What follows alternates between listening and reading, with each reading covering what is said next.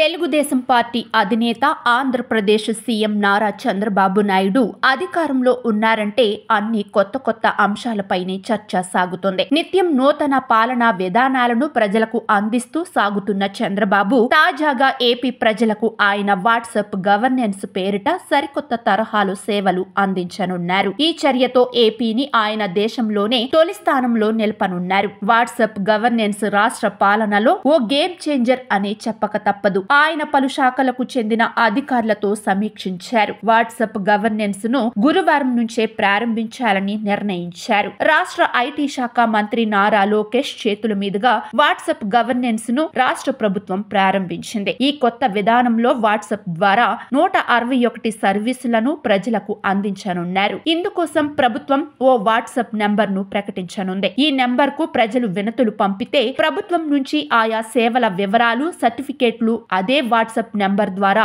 ప్రజలకు అందనున్నాయి. ఈ నూతన పాలనా విధానం కోసం ఇదివరకే వాట్సాప్ మాతృ సంస్థ మెటాతో ఏపీ ప్రభుత్వం ఒప్పందం చేసుకున్న సంగతి తెలిసిందే. తొలి దశలో 161 సేవలు మాత్రమే వాట్సాప్ గవర్నెన్స్ ద్వారా అందనున్నా మలి దశలో మరిన్ని సేవలను ఈ విధానం ద్వారా అందించనున్నారు. తొలి దశ సేవల్లో భాగంగా ఆయా శాఖల సేవలతో పాటుగా పలు శాఖలకు చెందిన బిల్లుల చెల్లింపును కూడా వాట్సాప్ గవర్నెన్స్ ద్వారా చెల్లించే అవకాశం ఉంది. ఇలా చేయడం మన దేశంలోనే ఏపీ ఫస్ట్ కావడం నిజంగా గర్వకారణం. ఇది సక్సెస్ఫుల్ గా అమలులోకి వచ్చిన తర్వాత మన దేశంలో మరిన్ని రాష్ట్రాలు ఇలా సరికొత్త తరహాలో సేవలు అందించే అవకాశం ఉంది. ఏది ఏమైనా టెక్నాలజీని వాడాలంటే చంద్రబాబు తర్వాతే ఎవరైనా.